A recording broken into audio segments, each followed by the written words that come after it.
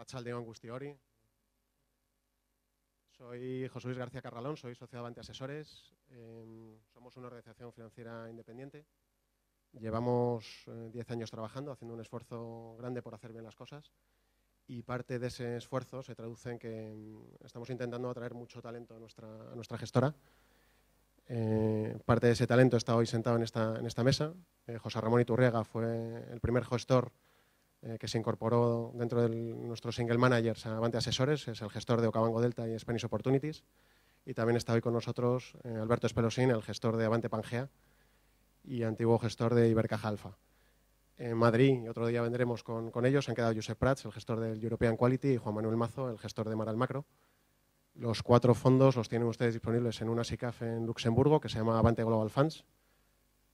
Está disponible en todas las plataformas, en Allfunds, en Inversis, en Tresis, en Renta 4, con lo cual, de momento que no tenemos oficina en Bilbao, pueden ustedes acudir a cualquiera de sus entidades a adquirir los fondos, porque, como digo, es una SICAF luxemburguesa y es facilísimo encontrarlo. Son 4 gestores de muchísimo talento, hoy tenemos a 2, espero que disfruten muchísimo con el evento, que hagan muchas preguntas, para eso encontrarán unos papeles que les hemos puesto para que puedan hacer sus preguntas y Martín, al que le hemos pedido que modere el acto, pues se encargará de trasladarlo a los gestores. Le hemos pedido a Martín Huete que modere el evento porque está casado con una bilbaína, entonces no le daba miedo enfrentarse a estas 2 fieras. Y oye, sin más, pues les dejo en compañía de Alberto Espelosín y de José Ramón Iturriaga y espero que, como digo, disfruten muchísimo. Muchas gracias. Bueno, buenas tardes, agradecerle su asistencia y efectivamente para mí es una gozada estar en Bilbao, ¿no? No en balde hace 26 años que me casé aquí, ¿no? Pero bueno, la función del moderador es hablar poco y dar juego a la gente importante que son los gestores que tengo aquí, ¿no? Yo la verdad es que presentarles no voy a hacer el típico currículum de estudiaron aquello, yo creo que ellos se definen como gestores de raza, con importantes premios y bueno, yo creo que ellos mismos os van a contar cómo gestionan los fondos, que a mí personalmente me parece muy interesante, ¿no? La filosofía de inversión y cómo gestionan ellos, ¿no? Entonces, bueno, si os parece, la idea es que van a hacer una primera introducción muy breve de su fondo y cómo gestionan y luego ya iremos pasando al turno de preguntas, ¿no? La idea es que sea, aunque siempre se dice, ¿no?, que sea muy interactivo, que la gente pregunte mucho. Yo sé que cuesta, yo he estado muchas veces ahí y sé lo que cuesta a lo mejor lanzarse, pero bueno, a ver si conseguimos entre todos, sobre todo que aprendáis y que conozcáis bien a ambos gestores. Pues si os parece, paso la palabra a Alberto Espelosín. Bueno, buenas tardes a todos.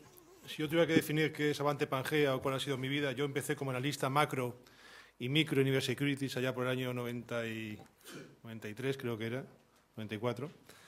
Yo siempre he intentado mantener las 2 disciplinas unidas, la macro y la micro. Trabajé durante 5 años como analista en aquella sociedad de valores y bolsa y posteriormente durante 15 años en Ibercaja como director de análisis y estrategia. ¿Y qué es lo que sucedía? Bueno, que detectamos en Ibercaja que no había entre las grandes gestoras de España ningún director de análisis y estrategia que tuviera un fondo de inversión, es decir, que tuviera valor liquidativo y que todo lo que yo contaba en las conferencias, que eso se reflejase en un fondo de inversión. Y por eso decidimos montar Ibercaja Alfa, que era el primer fondo autor que existía en España. Y al fin y al cabo he pegado toda mi vida tomando decisiones sobre 6.000 millones de euros para decidir si comprábamos renta fija, renta variable, comprábamos dólares, libras, euros. Y lo que intento en Avante Pangea es hacer eso. Yo cuando dije qué tipo de fondo quería un fondo que fuera global y flexible. Por lo tanto, yo intento fusionar las 2 materias. Yo tengo 35 compañías en el fondo que pesan en torno al 60-70% del fondo, pero luego con las coberturas de derivados puedo estar invertido al 0% o al 140% en función si veo que el mercado puede subir o puede bajar. Esa es un poco la filosofía. Yo creo que la bolsa a largo plazo siempre sube, porque la bolsa sube porque suben los beneficios empresariales. Y los beneficios empresariales correlacionan, uno, con la evolución del PIB nominal. Lo que sucede es que ese camino no es una línea recta, sino que se producen muchas caídas por el camino. Yo lo que intento es protegernos de esas caídas que normalmente suelen existir en los ciclos largos de bolsa. Es un fondo, por tanto, que hay veces que puede ser un fondo conservador y veces que puede ser un fondo de renta variable agresiva, pero que intenta reflejar de forma racional lo que un estratega de bolsa piensa de los mercados. Pues, José Ra, si te parece, nos cuentas brevemente también tu filosofía de inversión y un poco tu trayectoria. Pues nada, muchas gracias, Martín, muchas gracias a todos por estar aquí. Bueno, soy nieto de vasco, pero no sé si me saldrá alguna bilbainada, alguna me saldrá porque con un 72% de rentabilidad no me voy a poder reprimir, pero vamos, voy a intentar ser moderado.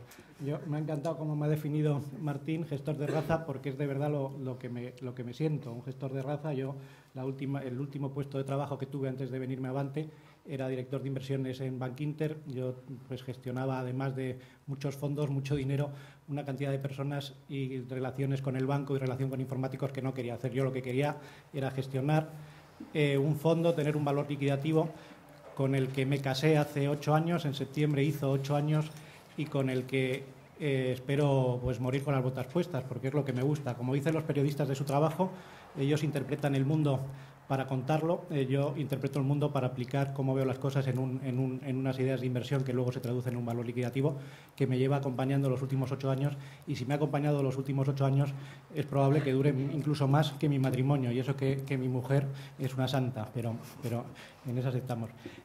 Yo, a diferencia de Alberto, que juega también con los niveles de inversión, yo solo sé seleccionar compañías y descubrir dónde las diferencias entre el precio y el valor de las mismas donde hay diferencias entre el precio y el valor de las mismas.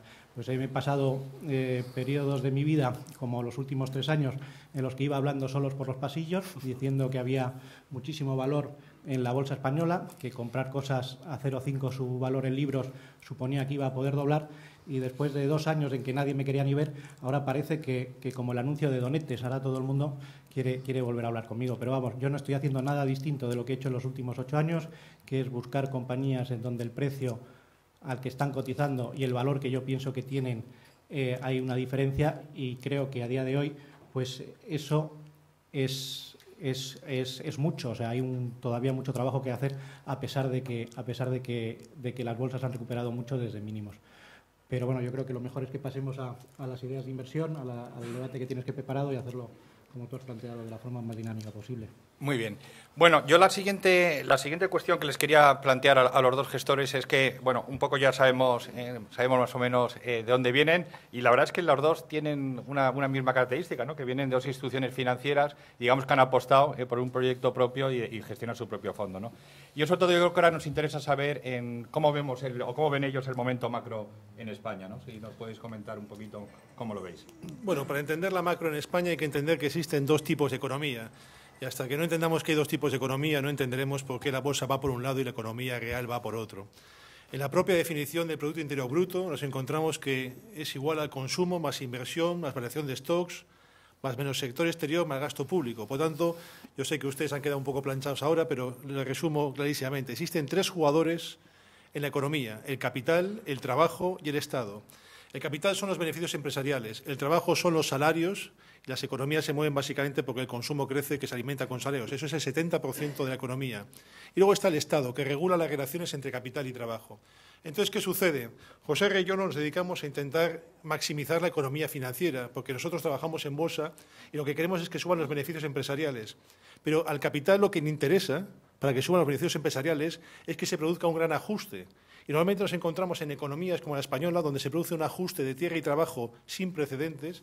Tengan en cuenta que España no podía utilizar ni tipos de interés, ni podía utilizar tipo de cambio, y solamente podía autodevaluar tierra y trabajo. Y lo hemos hecho en tierra un 50% y salarios en torno al 10-15%. Y eso ha provocado que España sea mucho más competitiva. La economía real, como consecuencia de este ajuste de tierra y trabajo, está muy deprimida, pero la economía financiera está empezando a mejorar como consecuencia de que se produce expansión de márgenes. Y un concepto que José R. maximizará, que es el apalancamiento operativo. ¿Qué significa? Bueno, pondremos el ejemplo de una compañía de televisión que, al mismo nivel de publicidad que hace 5 años, ahora ganará un 35% más de beneficios operativos como consecuencia de que ha despedido a personas y ha hecho un ajuste de costes muy importante. Por eso la economía financiera va por un lado y la economía real va por otro. España ha hecho lo que tenía que hacer para no acabar con una prima de riesgo en 700 puntos básicos, y gracias a Dios por fin tenemos una prima de riesgo estabilizada y que se estabilizará en la zona de los 200 puntos. Que España haya ajustado la balanza por cuenta corriente en 12 puntos es extraordinario. La reforma del mercado laboral era necesaria porque en todas las estadísticas del mercado laboral salíamos en los últimos puestos en el mundo civilizado. La reforma del sistema financiero es increíble y tenemos jugadores muy solventes con altos ratios de capital que pueden hacer que el crédito vuelva. Por lo tanto, en España se ha hecho la cirugía integral que en otros países de Europa no se ha hecho. Por lo tanto, en España la economía financiera va bien, pero la economía real todavía tardará en ir bien, porque ahora las compañías quieren maximizar el apalancamiento operativo y las cifras de paro van a ser altas durante los próximos 2 años. El ritmo de crecimiento va a ser el ritmo de crecimiento del 1% los próximos 2 años del PIB, porque hay una losa encima que está sin solucionar, que es la alta deuda pública, que está en el 93% del PIB, y el déficit público, que sigue en el 6%. Pero recuerden, Europa son 4 y los mariachis. 4 que son España, Alemania, Francia e Italia. Y sustancialmente estamos mejor que Francia, que ha iniciado 0 el proceso de reformas que le tiene que llevar a vivir en un Estado global, pero manteniendo un menor estado de bienestar. Francia tiene un problema, que ahora suben los salarios. Si suben los salarios, se contraen los márgenes. Y su crecimiento es muy bajo porque hay países más que están cogiendo competitividad frente a ellos. Italia todavía ni se ha planteado reformar lo que España ha reformado. Por lo tanto, en el término macro financiero, estoy muy contento en España, aunque la economía real tardará en cristalizar probablemente en el año 2016. Yo creo que lo fundamental para que estemos hablando otra vez de estas cosas es que ya después de 3 años en los que nos hemos estado levantando todos los días, cada mañana, pensando que el euro se iba a caer sobre nuestras cabezas, nos hemos dado cuenta que por fin no se cae. Esa es la clave para hacer el análisis que tan brillantemente ha hecho Alberto Espelosín. Nos hemos pasado 3 años en donde estas variables macro ni siquiera las estudiábamos ni las analizábamos, porque en las portadas de los periódicos solo se hablaba de la prima de riesgo. En los comités de inversión de Avante solo se hablaba de la prima de riesgo. En cada reunión que teníamos con nuestros clientes solo se hablaba de la prima de riesgo. Hoy podemos decir que la prima de riesgo está muerta y, lo que es mejor, enterrada. Cuando ya las agencias de rating, Fitch, lo vieron el viernes, que ya nos ha cambiado el outlook, las agencias de rating, por definición, son el último agente de los agentes financieros, son los que siempre van tarde a las fiestas. Pues ya Fitch, las agencias de rating, se están enterando de lo que ha contado Alberto, de que las cosas en España, a pesar de que es muy fácil ser crítico, yo hablo en la radio, no sé si escucharán, La Brújula de la Economía, estoy con periodistas todo el tiempo, son las personas más críticas y más escépticas del mundo, están todo el tiempo criticando que aquí no se avanza, que aquí no se hace nada. Pues Alberto ha explicado muy bien que en España se ha producido en los últimos 3 años una transformación de un calado importantísimo. Las cosas a partir de ahora van a ser completamente distintas. Eso no quiere decir que no haya problemas. Evidentemente, cuando la tasa de desempleo es del 26%, el déficit público del 6,5% y la deuda pública se acerca al 100%, pues tenemos problemas. Pero lo que ha pasado es que la ganancia en competitividad, que ahora que todos los días están Guindos y Montoro en la portada de los periódicos hablándonos de eso que es la devaluación competitiva, que no es otra cosa sino una forma elegante de decir que nos están bajando los sueldos, porque es lo que está pasando, que nos están bajando los sueldos, y eso es la devaluación competitiva. A diferencia de otras crisis, aquí estamos saliendo de esta, no porque devaluáramos la peseta 1, 2 y 3 veces, como pasó en los años 90. Aquí estamos ganando competitividad y volviendo a exportar mucho más, porque exportamos hoy en día un 20% más que en el año 2008, porque nos hemos bajado los sueldos. Y eso no es mérito del Gobierno, eso no es mérito del Gobierno. Si alguien tiene mérito de esto, es la señora Merkel. Y el rédito electoral de una reforma laboral es ninguno. Pero como una señora que se llamaba Merkel nos cogió de los tobillos y nos sacó por la ventana, pues hicimos una reforma laboral que se está traduciendo en ganancias de competitividad. Una reforma de las pensiones que era inevitable y que ya nos estamos planteando. Hay que hacer mucha más pedagogía y, evidentemente, con lo que nos van a dar cuando nos jubilemos, los que tenemos mi edad, no tenemos, o sea, no va a ser, en términos reales va a ser pues un 30% menos de lo que pensamos. Entonces, bueno, pues esto hay que empezar a planteárselo. Y una reforma fiscal que está en ciernes. Evidentemente, en el tema de las administraciones públicas, la montaña ha parido un ratón, porque reformar el Aparatic, desde dentro del Aparatic, pues tiene sus dificultades, pero estamos mucho mejor que estábamos, pero no es por culpa del Gobierno, es gracias a la señora Merkel. Gracias, José Ramón. Bueno, ya hemos hablado un poco del tema macro, si os parece, les voy a preguntar por algunos valores predilectos que tengan en cartera, y sobre todo, bueno, por el tema bancario, a lo mejor el BBVA, Santander, ¿cómo veis el tema financiero ahora mismo para invertir? Bueno, yo durante la crisis de Lehman gané dinero porque no compré bancos jamás en la vida y no soy un experto comprador de bancos. A mí los bancos me parecen el negocio más arriesgado que existe, porque básicamente los bancos hasta el año 2007 estaban apalancados unos 24, 25 veces activos sobre capital. Por lo tanto, es un negocio que es increíble, el nivel de apalancamiento que tiene. Usted deja en el banco 100 euros, el banco coge 8, lo deja en la caja fuerte y sus 92 euros se da en préstamo a cualquier persona que pasa por el medio. Cosa que en España, le recuerdo que el crédito creció al 25% anual del año 2002 al año 2007, porque teníamos tipos reales negativos y había una burbuja de crédito sin precedente. Por lo tanto, es un negocio que para mí es complejo. Yo los bancos creo que han recuperado muchísimo y no les voy a negar que creo que los bancos en el año 2015-2016 volverán otra vez a tener un beneficio récord. La cuestión es si están baratos o no están baratos. Bueno, la cuestión es que los bancos sistemáticamente a ustedes le diluyen. Aquí yo creo que José R. es un experto en bancos en comparación con lo que yo sé. Yo probablemente puedo hablar de Santander y de BBV, pero quizás José R. de los bancos medianos españoles pues puede hablar mucho mejor. Pero les pongo el ejemplo de Santander y BBV.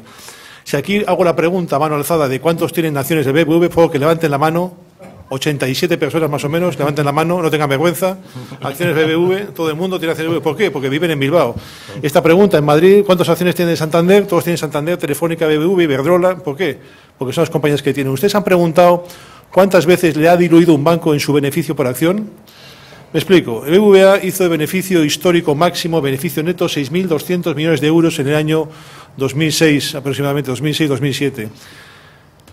El número de acciones que tenía en aquel momento era X. Hoy en día el número de acciones que tiene es un 40% superior a aquella época.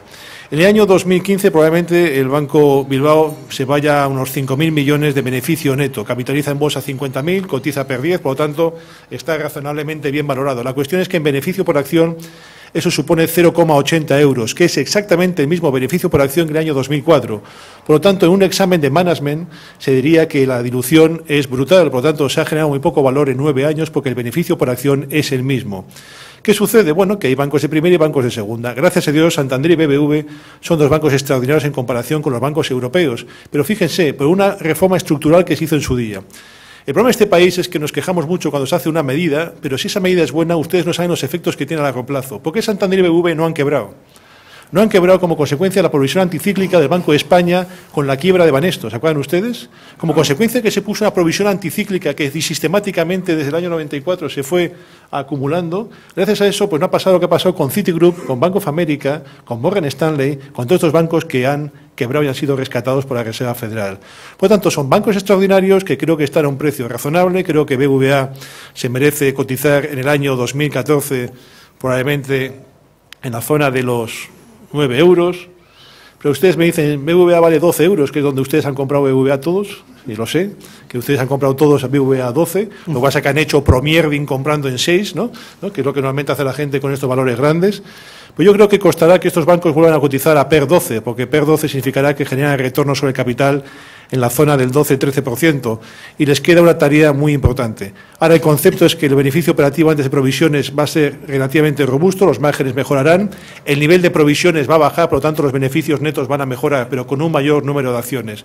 Son dos bancos extraordinarios, y los bancos pequeños que José R. tiene gozan de un apalancamiento operativo y probablemente sean la gran sorpresa, y por eso José R. tiene estas rentabilidades tan espectaculares. Mi trabajo es tan sencillo ahora mismo que me voy a levantar para explicarles lo que es la valoración de un banco ahora mismo, y se lo voy a hacer en una pizarra para que vean que mi trabajo, esto no se lo digan, ahí está mi jefa, que no se entere, que mi trabajo ahora mismo es bastante fácil.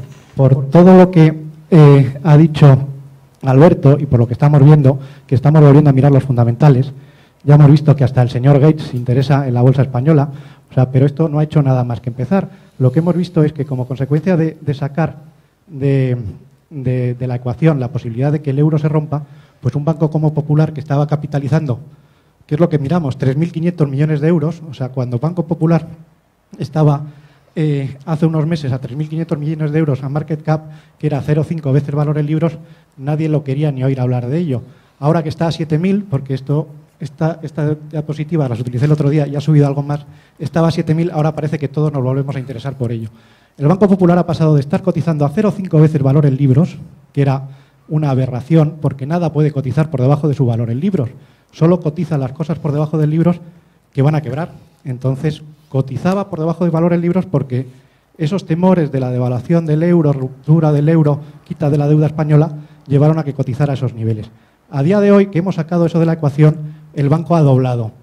Pero esto, y es una de las claves por las que yo pienso que a pesar de que esto pueda corregir o pueda subir y bajar para luego subir, esto no ha hecho nada más que empezar, porque las valoraciones ahora mismo, desde el punto de vista fundamental, son muy sencillas.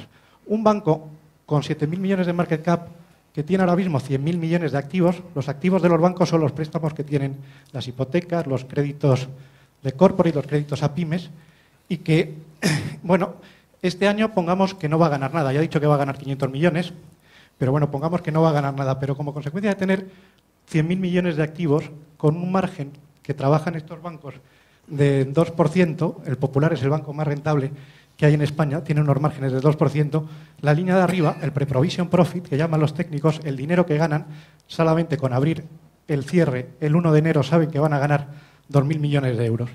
En el entorno de provisiones, como ha dicho Alberto, pues venimos de un entorno de provisiones extraordinario. Los bancos han provisionado, en el caso del Popular, casi el 15% de su base de activos. Esto va a ir cayendo. Entonces nos vamos que, sin hacer nada, este banco, con un nivel de probabilidad muy alto, porque las provisiones, como consecuencia de que las cosas están cambiando, van a bajar de forma radical, va a ganar 1.600 millones en el año 2015. Un banco que capitaliza 7.000 y va a ganar 1.500 o 1.600 millones en el año 2015, pues está a un PER 5 o 6. Yo creo que, bueno, comprar un banco a PER 5 o a PER 6, pues a mí no me ofrece demasiadas dudas. ¿Que evidentemente ha subido mucho? Pues ha subido mucho.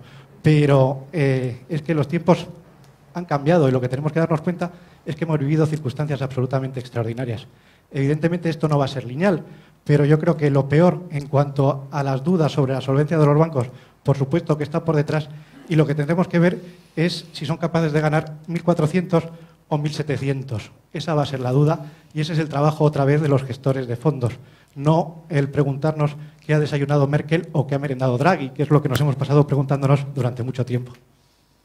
Gracias, Sora. Bueno, yo la siguiente pregunta también sobre algunos valores. Por ejemplo, ¿cómo veis Iberdrola, las telecos en general? ¿Qué tenías algo que comentar? ¿Empezamos por Iberdrola o por las telecoms? Por lo que tú quieras. Bueno, vamos a empezar por las telecoms, que es mi pasión, porque en estos momentos tengo un 20% del fondo invertido en telecoms. Si hiciera la misma pregunta de BBVA con Telefónica, también todos levantarían la mano. Llevan comprando telefónicas desde 15 euros hasta 8 euros que han comprado todos. La cuestión es que durante los últimos años el regulador ha presionado a las telecoms grandes para bajar las tarifas, para que hubiera más competidores. Y hemos llegado a un punto donde ese exceso de competencia ha hecho que los operadores alternativos tuvieran unos resultados increíbles en comparación con las telecoms grandes. Consecuencia, las compañías de telecomunicaciones, Telefónica, France Telecom, Deutsche Telekom, han dejado de invertir. Y Europa se ha quedado completamente atrás en el proceso de desarrollo de 4G en Europa con respecto a Estados Unidos. En Estados Unidos, al contrario, se ha favorecido la consolidación entre compañías y se haga una idea, el ingreso medio por usuario está en $68, cuando aquí está en $39. Y las inversiones han crecido desde el año 2007, han crecido un 70% en 4G y aquí están prácticamente nulas. Por lo tanto, ¿qué sucede? En algún momento el operador se tiene que dar cuenta que estas telecoms grandes necesitan consolidarse, necesitan fusionarse y un escenario regulatorio más favorable. En agosto escribimos una nota con respecto a esto que podía empezar el baile de fusiones y automáticamente ha empezado. ¿Por qué? Porque las telecoms americanas han acumulado gran parte de riqueza durante estos últimos años. Esto es igual que cuando las compañías eléctricas alemanas generaron un exceso de cash flow y empezaron a hacer OPA sobre compañías en España. Pues esto es exactamente lo mismo en el mundo de las telecoms. Y de repente Carlos Slim decide hacer una OPA sobre KPN, que ha fracasado en el corto plazo, pero probablemente proseguirá. Y ahora todo el mundo quiere hacer algo con Telecom Italia, especialmente Telefónica, porque Telefónica, para seguir siendo grande, tiene que consolidar Europa y consolidar Sudamérica. ¿Qué sucedía? Todo el mercado estaba cotizando a multiplicadores de Enterprise Value EBITDA en torno a 8 veces. En cambio, las telecoms están cotizando a niveles de 4 veces, por lo tanto estaban tremendamente baratas. Habían hecho todo el recorte de dividendos, tarifas en mínimos, márgenes en mínimos, nadie las quería, escenario perfecto para empezar a comprarlas. Y por eso, cuando la gente dice, Alberto, ¿cómo es posible que estando invertido netamente al 0%? Porque yo estoy invertido al 65% en acciones y cubierto la cartera a otro 65%. Por lo tanto, mi exposición neta es el 0. Dice, ¿cómo es posible que hayas dado un 8% en 5 meses sin estar expuesto a bolsa? Bueno, pues porque tenía KPN, tenía Telecom Italia, tenía Orange y todas han subido. O tenía, por ejemplo, Colt, el Reino Unido, que es el primer operador alternativo que hubo cuando liberalizaron British Telecom. Es una compañía que tiene un 30% de caja neta sobre el market cap. Pero sin duda es un negocio que está completamente infravalorado y que a estos niveles merece la pena. La cuestión es que ahora la tendencia mundial de telecomunicaciones va hacia la oferta cuádruple y nos encontramos con movimientos súper interesantes. AT&T quiere comprar Vodafone entera. Vodafone ha recibido 90.000 millones de euros por parte de Verizon. Ahora tiene Vodafone dinero para comprar cualquier activo en Europa y se puede producir cualquier proceso de consolidación. Sudamérica, Brasil especialmente, debe ser consolidada y todo el mundo quiere consolidar a Brasil. Y ahí Team Brasil, la de Telecom Italia, es la que todo el mundo quiere tener. Por lo tanto, hay un movimiento que es súper importante. Por ejemplo, Vodafone ha comprado Cable Deutschland. ¿Por qué? Porque ahora los operadores de móviles necesitan fibra, necesitan ancho de banda para hacer una oferta cuádruple, que esa es la tendencia global durante los próximos años. Y por eso, Joserra, que es el hombre afortunado, va a volver a acertar. ¿Por qué? Porque tiene Yastel, y tiene Yastel desde el año 2005, y ahora, quieras o no, Yastel es una compañía que todo el mundo quiere comprar, al igual que Ono, porque Vodafone, Orange, ahora necesitan comprar Yastel, Ono, para seguir ofertando, hacer una oferta cuádruple, y que Movistar, que sí que tiene el canuto, no se lleve todos los clientes como está haciendo en el cortísimo plazo. Por lo tanto, para mí es un sector maravilloso que creo que todavía le queda al menos un upside del 50% como mínimo. Yo creo que el análisis que ha hecho Alberto es perfecto y además me encanta que haya dicho el tema de Yastel porque yo es la Teleco que tengo en cartera. Lo siento, tampoco les voy a decir, Telefónica tampoco la tengo. O sea, yo no tengo ninguno de los 5 valores grandes en cartera. Evidentemente, para sacarle 50 puntos al IBEX, también le voy a dar otro secreto. Batir al IBEX es muy fácil porque el comportamiento del IBEX lo marcan 5 compañías que son justo las que suele tener la gente, ¿no? Telefónica, BBV, Santander, Iberdrola, Repsol e Inditex en los casos más sofisticados. Pero yo creo que el tema de Telefónica, bueno, pues lo ha definido muy bien Alberto, el proceso que se está abriendo en Europa. Yo creo que Telefónica probablemente sea una de las compañías que salga ganadora de este proceso. Tiene un management magnífico, es mucho mejor compañía que el resto de operadoras incumbentes del resto de Europa. Pero en este proceso, con Slim al acecho, yo creo que, bueno, vamos a ver si no se hace ninguna torpeza en el camino. Yo creo que el tema de Yastel es un ejemplo muy bueno de cómo es mi forma de gestionar. Yo cuando me siento a analizar una compañía, como otras cosas que tengo en cartera, no tengo ningún prejuicio. Yo, si de verdad lo que hay detrás es una historia interesante, donde creo que hay valor y la diferencia entre el precio y el valor me merece la pena entrar, yo no tengo ningún problema en comprarla, no tengo ningún a priori y, por supuesto, si no lo puedo explicar, no lo compro. El caso de Yastel ha sido algo que ha ido incluso a más como consecuencia también de estos 3 años de crisis, pues Orange y Vodafone no han hecho el trabajo aquí en España. Y lo que es sorprendente que una compañía como Yastel sea el segundo operador de fibra, como cuando ha dicho Alberto, esto va del quadruple bundle este famoso, que al final todo vaya por la fibra óptica, ¿no? Entonces, Yastel, va a venir Vodafone, Orange, un día de estos a comprármelas y yo con un 30% de prima se las daré encantado. Gracias. En el caso de Iberdrola, para continuar con el tema de Iberdrola, yo me he dado cuenta desde que he venido a Bilbao con Joserra que todo el mundo me pregunta por Iberdrola y por Tubos Reunidos y por Tubacex, ¿no? Y por BBV, ¿no? Entonces, bueno, en el caso de Iberdrola han hecho una torre aquí fantástica, pero ustedes pregunten por Iberdrola, piensen en la estrategia de la compañía. Iberdrola es una de las compañías que más me apasiona. Yo la llevo visitando desde el año 1995, que me pasaron en el sector de eléctricas. He visto todos y cada uno de los activos que tiene España y tiene unos activos increíbles, como probablemente tenga un perfil de mix de generación que no tiene absolutamente nadie. Lo que ocurre es que en el baile de las operaciones cooperativas con el tema de Endesa, automáticamente la estrategia del nuevo management fue protegerse de las OPAs, de las posibles OPAs de Florentino, porque al fin y al cabo Florentino lo que quería era lanzar una OPA sobre Iberdrola y luego tenía varios caballeros blancos a los cuales iba a vender distintos activos, es decir, iba a colocar el tema nuclear a EDF, a otros les iba a colocar las centrales hidráulicas, iba a hacer una segregación brutal del negocio. ¿Y cuál ha sido la estrategia del management? Quizás probablemente han comprado excesivos activos para hacer la compañía mucho más grande. Tengan en cuenta que en volumen de beneficio operativo Iberdrola ha doblado desde el año 2006, al igual que también ha doblado su deuda. Por tanto, ¿cuál es mi crítica o mi queja?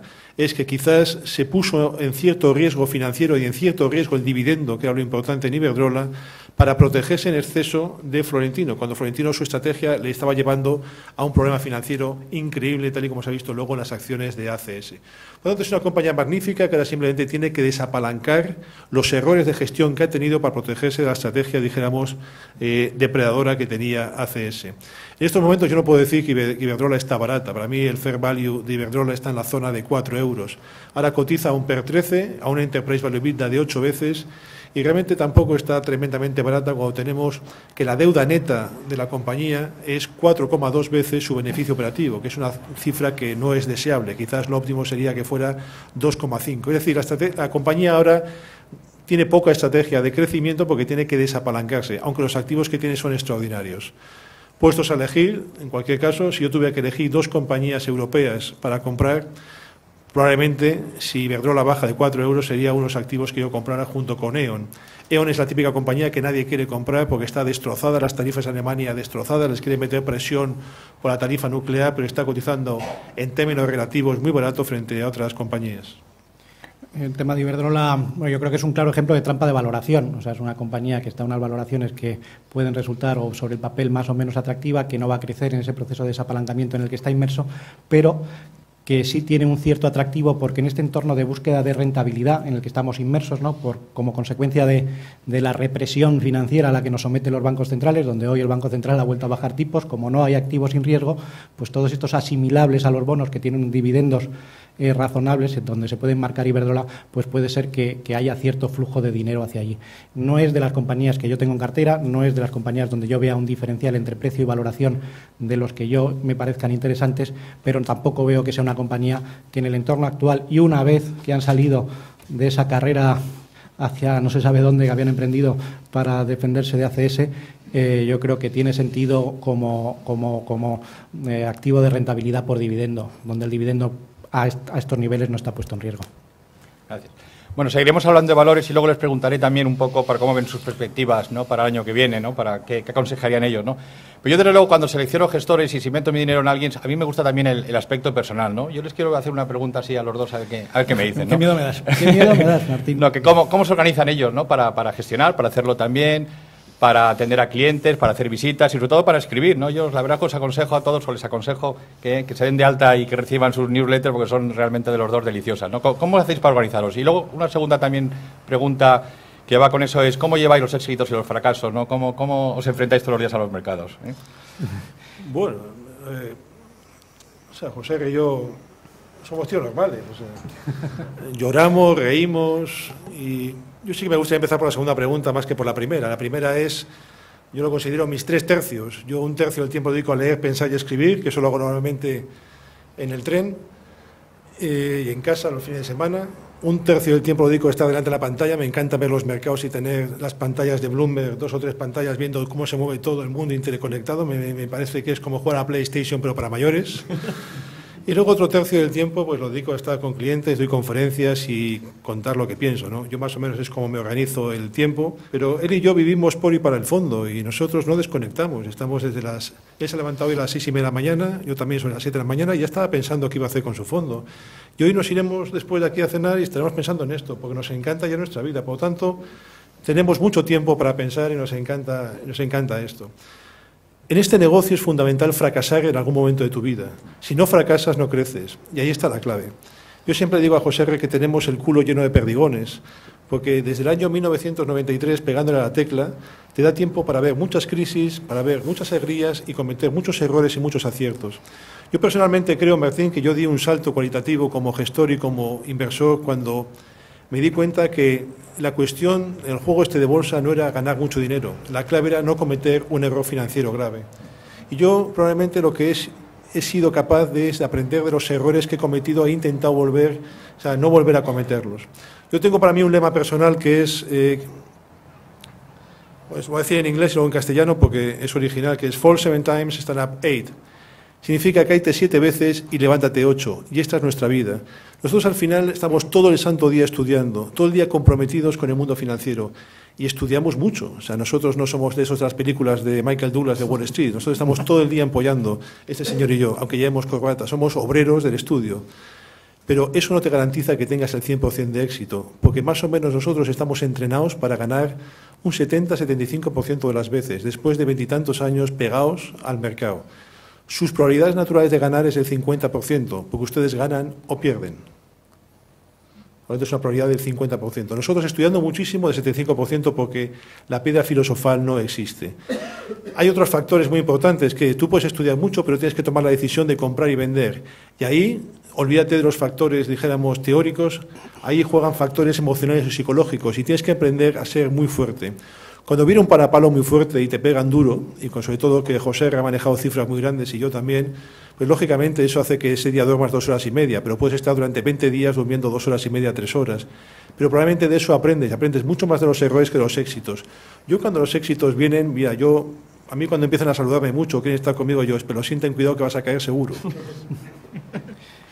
Yo creo que esa es la clave, ¿no? O sea, saber relativizar las victorias y los éxitos. Y esto lo ha dicho uno de los pocos sabios actuales que hay ahora en España, que es Vicente del Bosque, ¿no?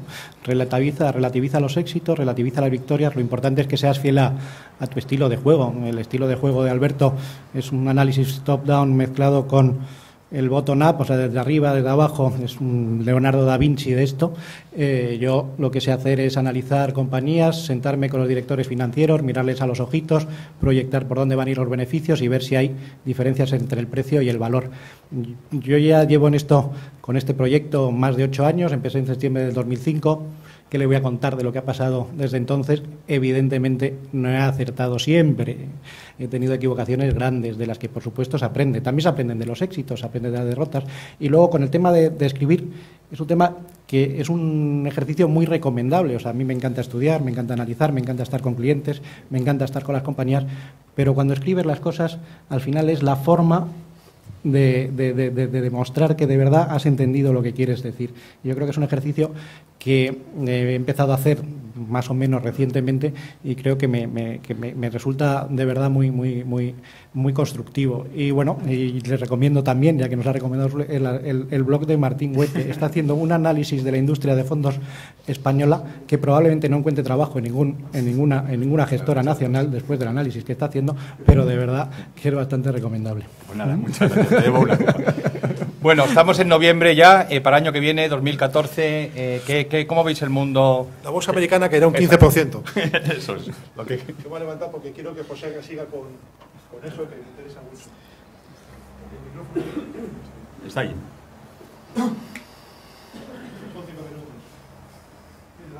La bolsa sube o baja porque sube o no bajan los beneficios empresariales. Es tan sencillo como eso. La gente pregunta ¿por qué está el S&P 500 en máximos históricos? El S&P está en máximos históricos porque el beneficio por acción de las compañías americanas está en máximos históricos. Tan sencillo como eso. El DAX está en máximos porque los beneficios están en máximos. Y aquí pueden ver como, por ejemplo, el IBEX 35 está un 35% por debajo de máximos históricos porque el beneficio de las compañías españolas ha caído un 35% por debajo de máximos históricos. Y es tan sencillo como eso. Por lo tanto, tengo que determinar para el próximo año comprar países donde vaya a producirse expansión de beneficios. Y probablemente no tengamos expansión de beneficios en Estados Unidos. Crezcan muy débilmente porque están en máximos históricos de beneficios. Acuérdense ustedes como hemos hablado al principio. Capital, trabajo y Estado. Yo os enseño una foto y con esto ya me siento. Beneficios sobre PIB, beneficios empresariales sobre PIB, para que recuerden economía financiera, capital, beneficios, lo que cotiza en bolsa. Desde el año 50, beneficios sobre PIB en máximos históricos. Por eso el S&P está fantástico.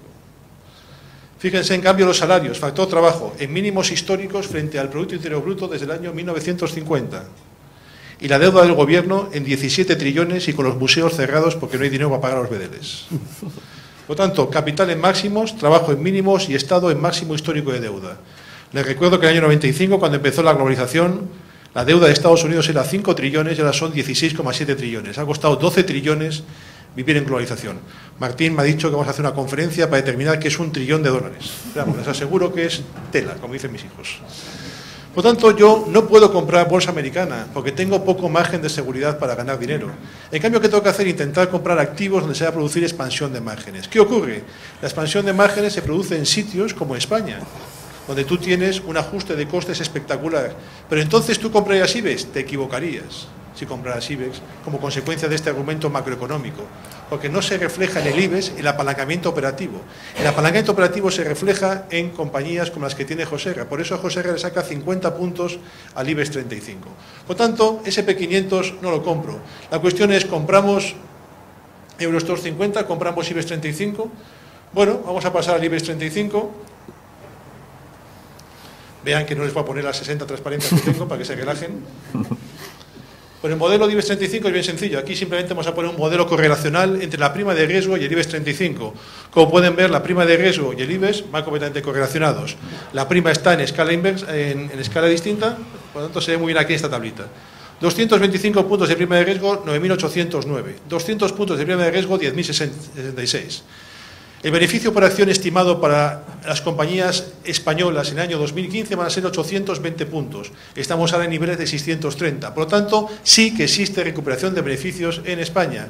Lo que pasa es que a 820 le aplicas un PER 12 y salen niveles de 9.800. Si le aplicas PER 13, pues 10.500. Creo que 10.500 es un precio razonable. Por lo tanto, yo ahora, 9.890 que hemos estado esta mañana, o a 10.000 que hemos estado, yo no tengo margen de seguridad. Necesito un potencial de subida del 15%.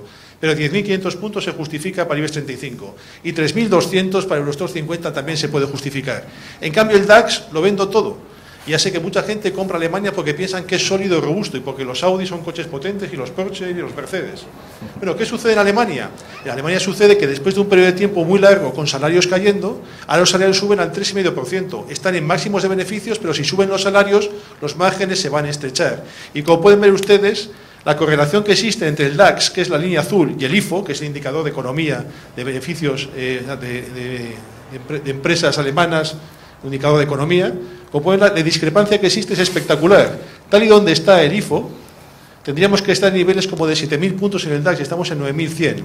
9.100 correlaciona con un crecimiento del PIB del 5% en Alemania, que no se va a dar. Me preocupa mucho Alemania. Francia solamente lo compraré cuando Hollande deje de subir impuestos y haga una reforma en mercado laboral extraordinaria, y por el momento mi única inversión es Okavango. Es el único sitio donde hay apalancamiento operativo. Muchas gracias, Alberto.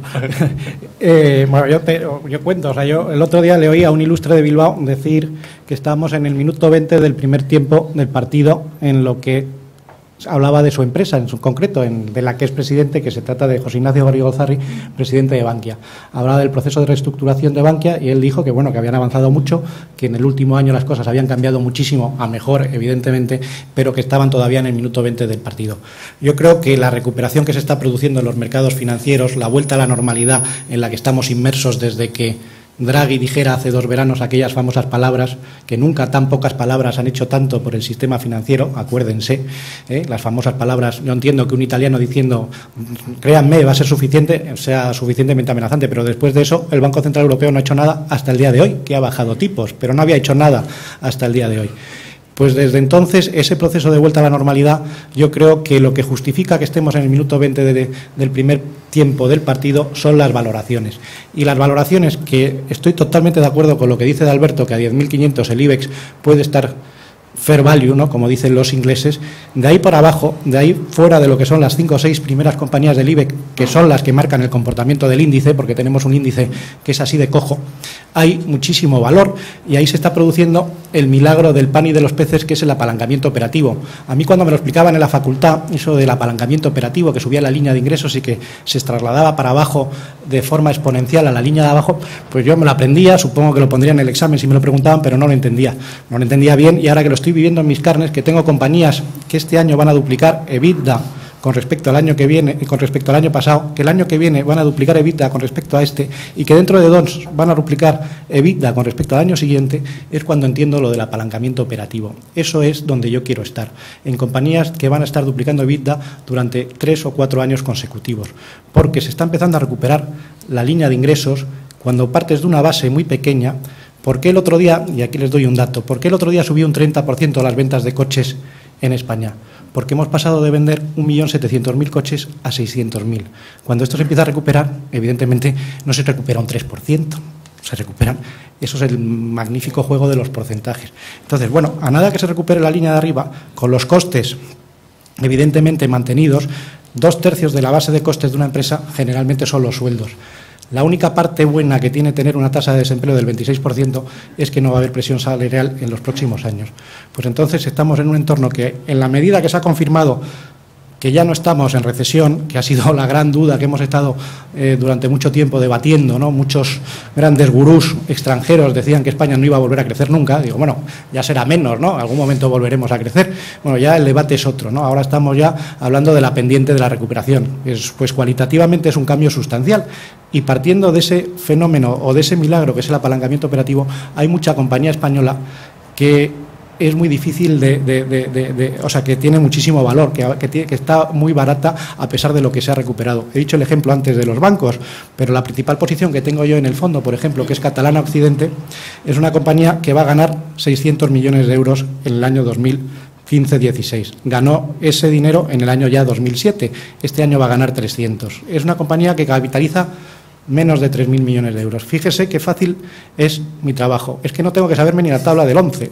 Es que con la tabla del 7 llego a todos los PERs de mis compañías. O sea, yo cuando tengo compañías a PER 7, y ahora además que España se ha vuelto a poner de moda, yo no sé cuánto tiempo va a tardar en cerrarse este gap, pero evidentemente a mí me va a pillar dentro. Ya sabéis que en el mercado se dice que José Ra se ha adelantado a Bill Gates, ¿no? Pero, Bueno, esto, yo como mi abuelo es de Bilbao, me voy a permitir esta bilbainada. El señor Gates ha comprado FCC a 16, yo lo compré a 8. Pero bueno, en estos temas de reestructuración, el tema de la cercanía con las compañías, pues es mucho. O sea, yo compré 8 porque conozco mucho FCC, sé que la calidad de sus activos, sé los errores de management que se habían cometido, sabía el nuevo management que entró hace ya un año, vi el nuevo plan estratégico. ¿Y saben cuándo compré yo FCC?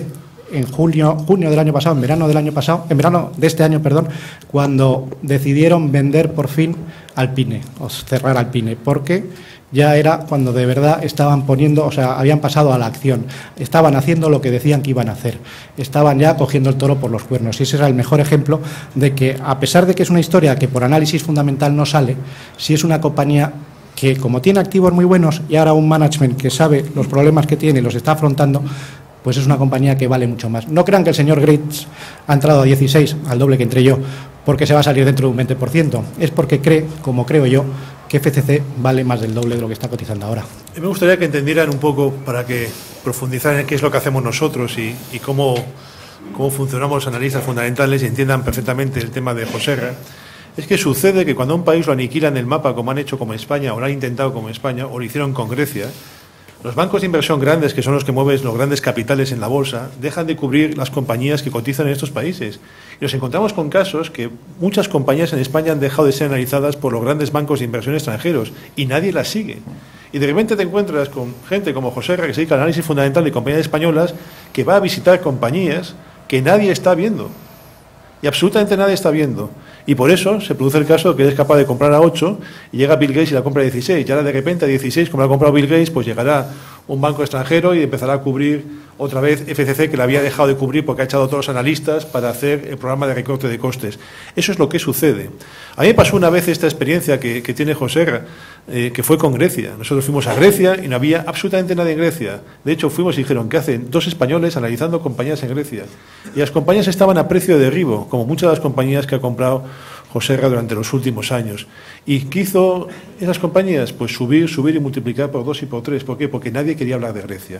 No es normal que las compañías suban tanto, pero sí que quiero que entiendan que hay veces que cuando se produce una salida de flujos de capital espectacular de un país, la gente deja de mirar las compañías y las manda a precios absurdos. Y cuando digo absurdos, son absurdos, ¿no? Y aquí podemos hacer valoraciones. José Ra puede hacer muchas valoraciones de las compañías, pero han llevado a precios auténticamente de derribo y son oportunidades históricas de compra.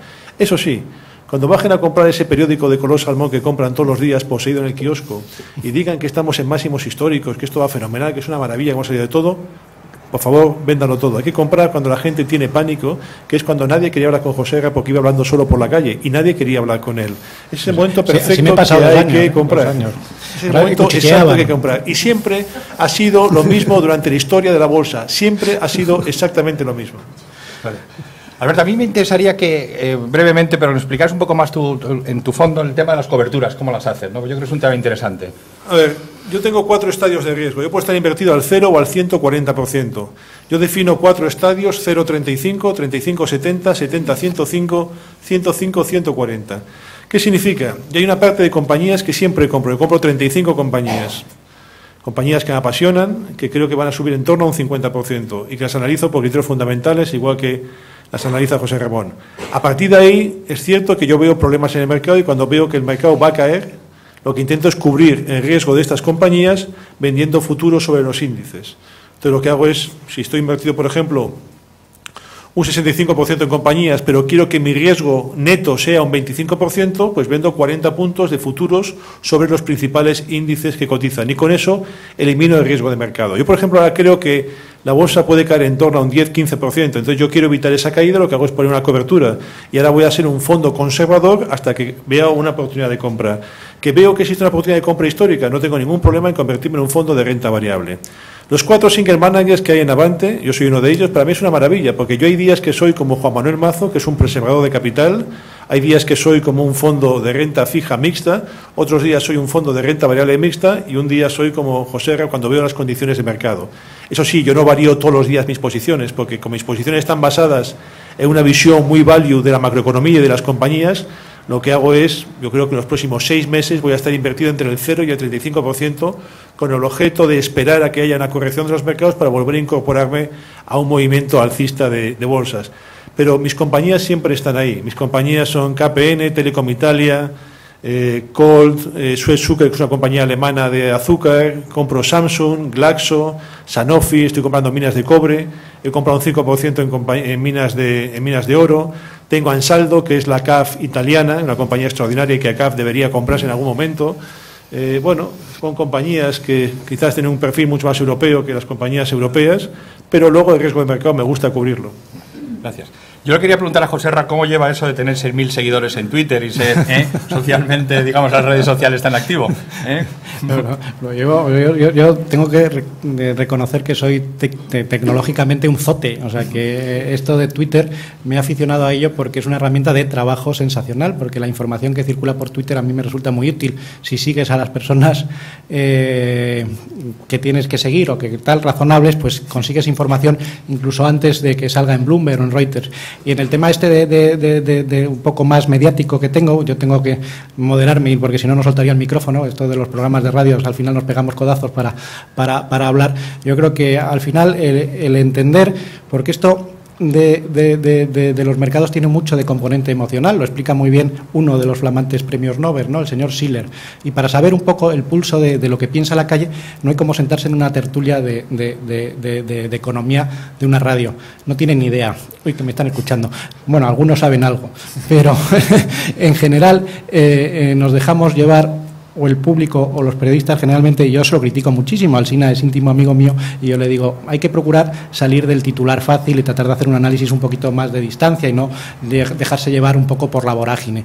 ¿Por qué estos agoreros o discípulos del apocalipsis que han vaticinado caídas del 4% del PIB en España han sido portada del Financial Times una y otra vez, y ahora que, por ejemplo, ayer salió el servicio de estudios del BBV subiendo las estimaciones de crecimiento para el año que viene, diciendo que en el último trimestre del año el PIB probablemente vaya a crecer un 0,3, que no está nada mal, sobre todo después de lo que venimos? Eso es una portada de un periódico. Ha pasado completamente sin pena ni gloria. Pues a mí me sirve como pulso, como termómetro de lo que la gente piensa. Y entonces hay veces que, por ese componente emocional que tienen los mercados, que es muchísimo, ¿no? ¿Por qué la gente que ha invertido en el Dow Jones en los últimos 100 años, el 90% de la gente en un índice que ha pasado de 60 a casi 16.000 que está ahora, ha perdido dinero? Porque se deja llevar por ese enorme ruido que hay en los mercados, porque al final el subirte, como yo me he subido, en un vagón de tren distinto, cuando todo el mundo se subía en el vagón de tren que decía que el euro se rompe, que esto se va al traste, que va a haber una quita de la deuda española, que son unos ineptos, que no sirven para nada, porque al final todo es un movimiento que se retroalimenta y sale gente como muy lista a las portadas de los periódicos, hablando en los programas de radio. Pues te subes a otro porque dices, mira, yo debo ser muy torpe o soy muy sencillo, pero es que esto de que se rompa el euro, la verdad es que no le interesa a nadie. Y como no le interesa a nadie, yo estoy viendo mucho valor aquí. Económicamente no tiene mucho sentido que se rompa el euro. Y eso es lo que he hecho yo, subirme a un vagón de tren distinto, en el que iba muy amplio, podía ir leyendo el periódico porque iba solo. Y al final lo que pasa es que tienes que dar muchas explicaciones. La gente que está conmigo en Avante, los socios fundadores, los socios, los comerciales, pues tiene mucha paciencia, tengo que reconocer, y al final también ese componente de suerte que es fundamental. El euro pues no se ha roto, y como no se ha roto, pues estoy ahí ahora, ¿no? Yo, otra pregunta que tenía ahí en cartera. ¿Por qué en este país, en España, es el reino de los fondos garantizados, ¿no? ¿Qué podemos hacer para que la gente se dé cuenta que realmente que existe valor en los fondos de inversión más allá del garantizado? Dínoslo tú, Martín. Bueno, mira, yo tengo en cuenta que llevo 374 días en Avante. Entonces, yo hace 374 días decidí saltar el muro, ¿no? Esto es como Berlín Oriental y decidí saltar a un sitio donde se gestiona de forma independiente, porque yo pertenecía a una institución financiera.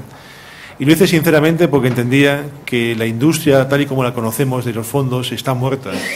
Porque entiendo que el 90% de la gestión en España es gestión pasiva, la cual puede ser replicada con un ETF que cuesta un 0,10 en cualquier plataforma tecnológica, mientras que los fondos de inversión pasivos cobran el 2%. Por tanto, sentía que tenía que ir a un sitio donde la compañía entera creyera en la pura gestión. Si además te dicen que te vas a juntar con Mazo, con Iturriaga y comprar, pues es el chollo padre, ¿no? O sea, por lo tanto, dices, bueno, pues mira, la decisión es bien sencilla.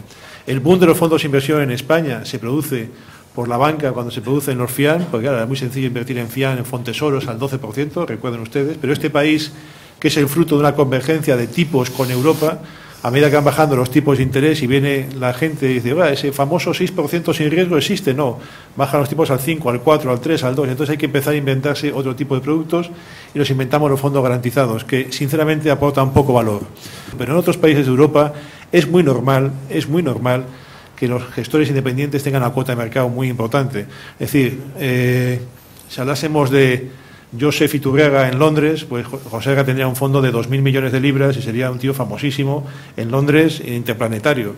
Aquí en España es un tío muy famoso, porque claro, 6.000 seguidores en Twitter, pero probablemente su fondo, en vez de tener 130 millones de euros, debería tener al menos, lo normal sería que tuviera 500 o 600 millones de euros ya hoy.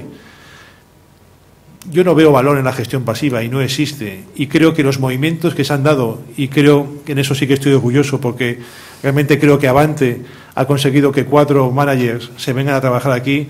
Hemos montado, creo que, cierto ruido, porque dicen, ¿cómo es posible que hayan juntado a estos 4 single managers en Avante?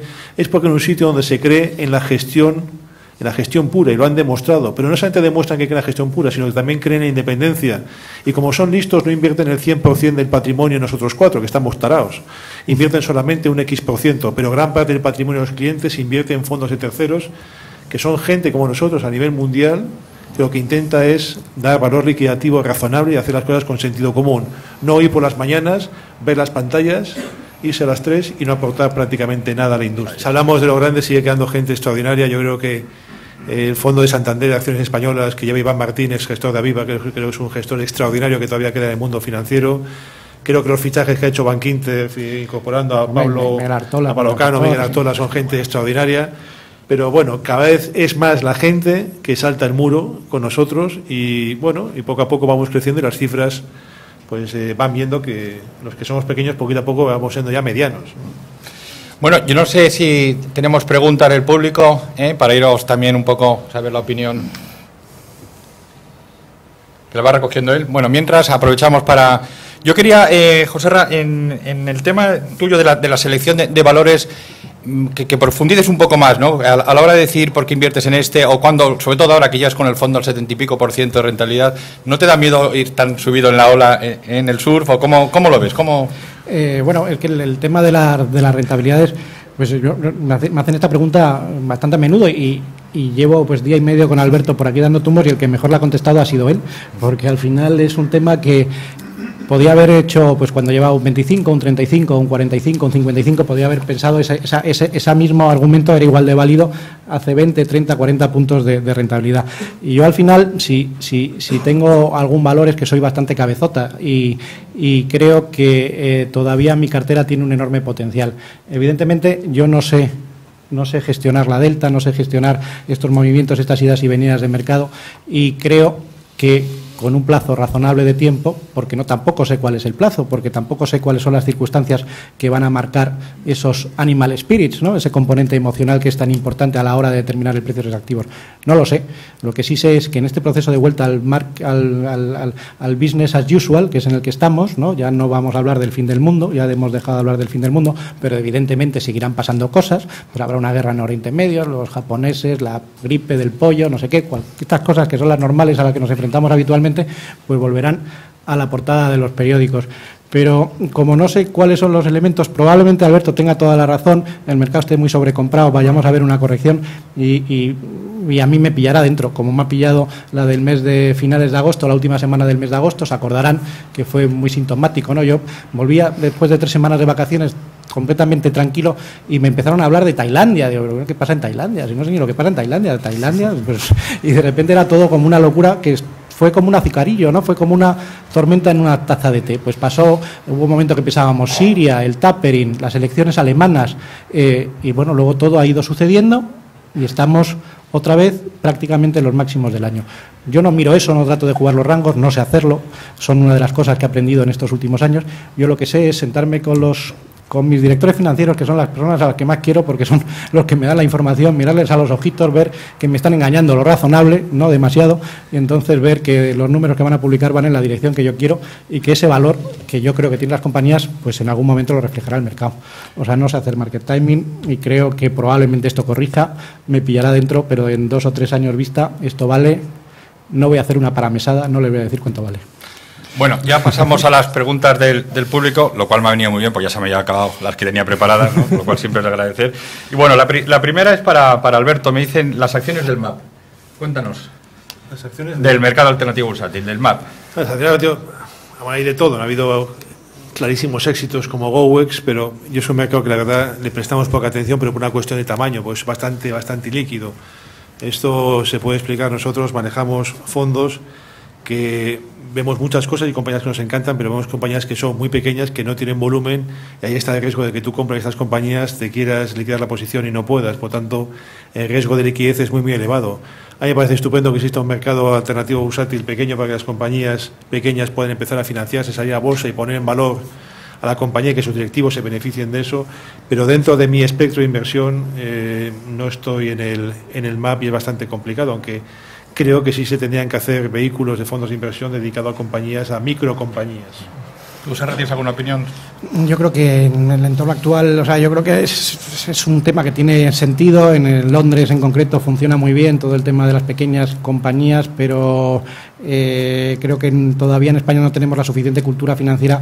O sea, si fuera de lo que son los 5 grandes valores la gente no invierte, ¿cómo se van a poner a mirar otro tipo de compañías? O sea, yo creo que hay además un enorme valor en compañías que tienen mayor liquidez. Yo creo que ese tema del MAP es todavía un poco prematuro para el nivel de cultura financiera que hay en España. Vale.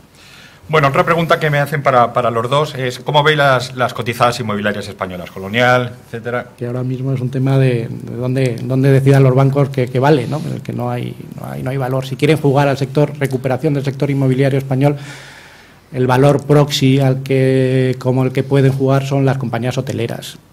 Compañías que en algún momento su cotización se asemeja o puede coger la recuperación del valor inmobiliario, pero no hay ninguna... O sea, sale el tema de Colonial porque el señor Villarmir va a comprar, pero bueno, pues, es un tema que pasa por una reestructuración de la deuda que no sabemos a qué precio va a entrar, en qué condiciones, eso, bueno, pues es...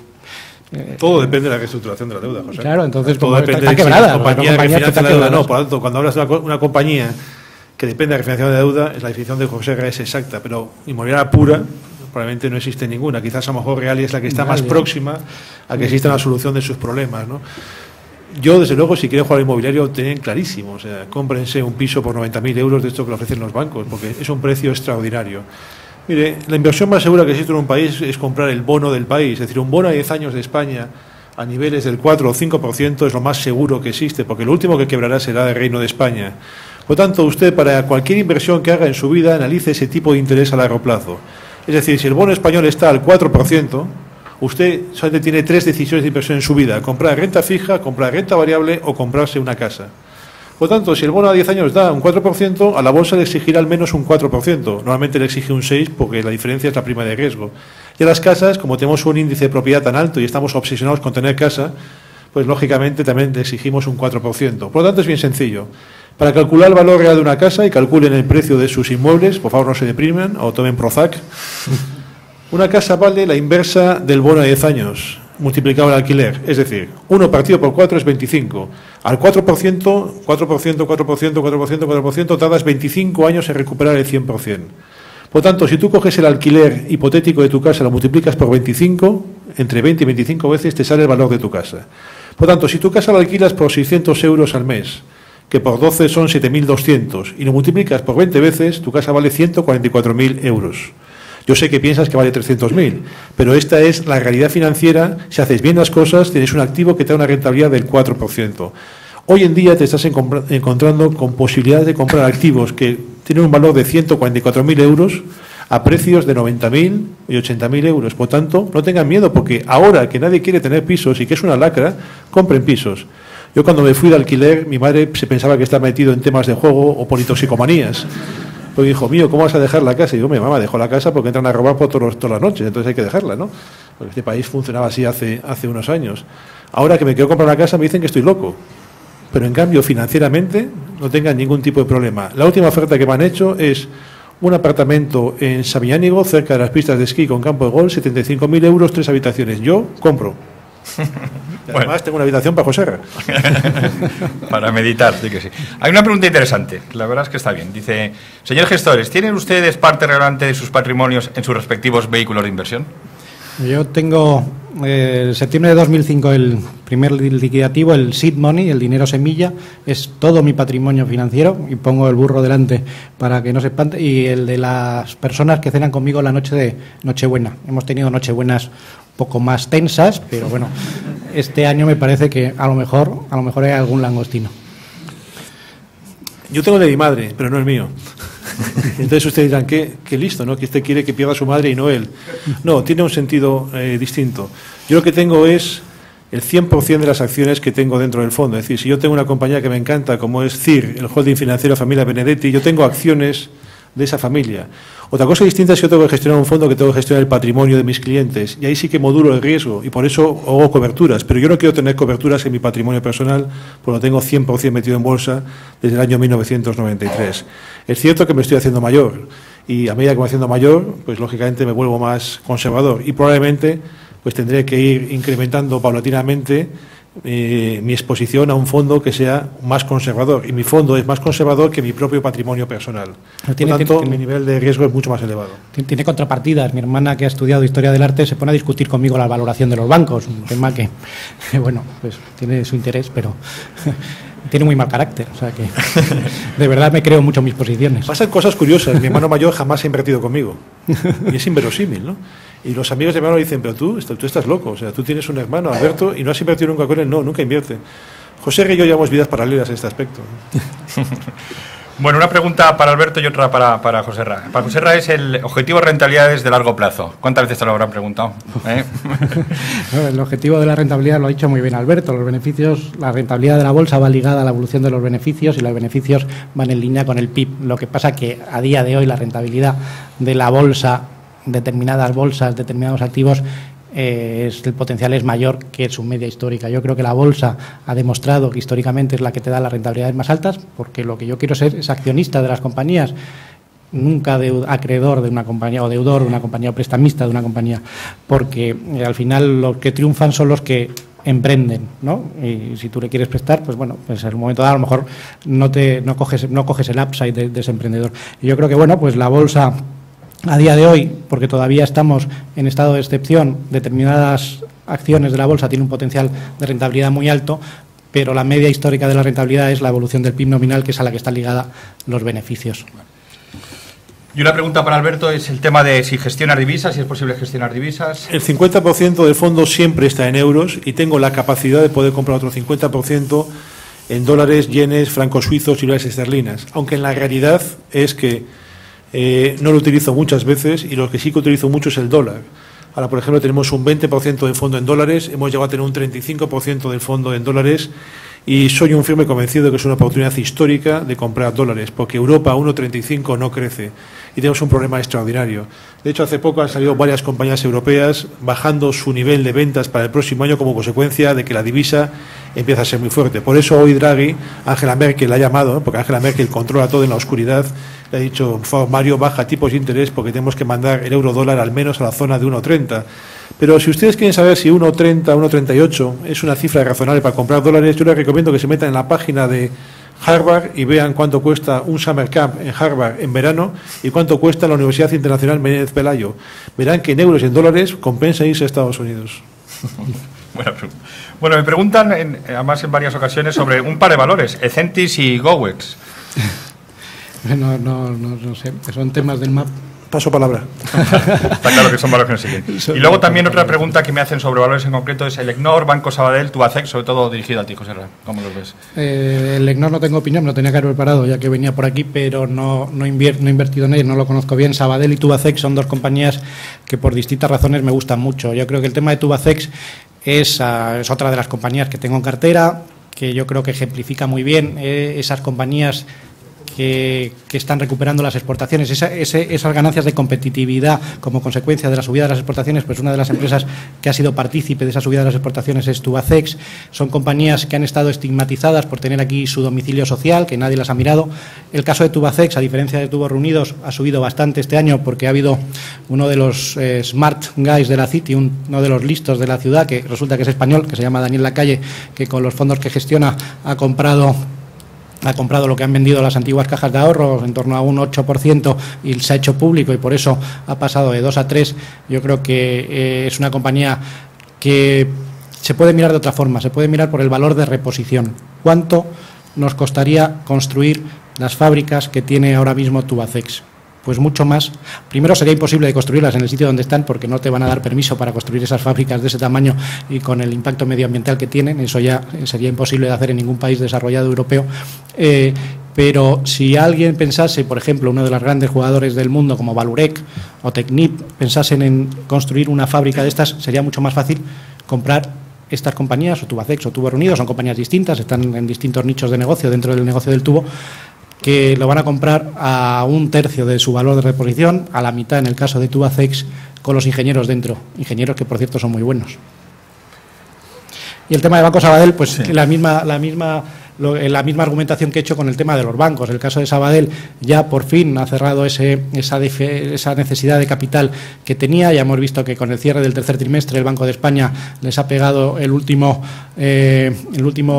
tirón de orejas a los bancos, el último retorcimiento de brazos, ¿no? Les ha obligado ya a ampliar el capital que necesitaban. Sabadell está ahora en la misma situación, en la misma dinámica de cuenta de resultados de los bancos locales españoles, donde el coste de los depósitos está bajando. Si ustedes están renovando depósitos y si, por ejemplo, los hicieron con Popular el año pasado, se los pagaban al 4,5, ahora se los estarán renovando en el mejor de los casos al 1,5. Si se han acercado a algún banco a pedir un crédito, si han tenido el valor de acercárselo, pues, por ejemplo, Bankinter ahora publicita la hipoteca a 190 puntos básicos y cuando yo tengo como antiguo empleado de Bankinter una hipoteca a 25 puntos básicos, y eso es lo que hacen los márgenes de los bancos, a cuánto te prestan y a cuánto se financian. Pues ese es el entorno en el que vamos a vivir ahora, en un entorno competitivo completamente distinto. Entonces, bueno, ese es un entorno de rentabilidades que iremos viendo que es totalmente distinto al que estábamos acostumbrados los últimos años y que en algún momento el mercado irá poniendo en precio. Eso vale más de una vez valor en libros.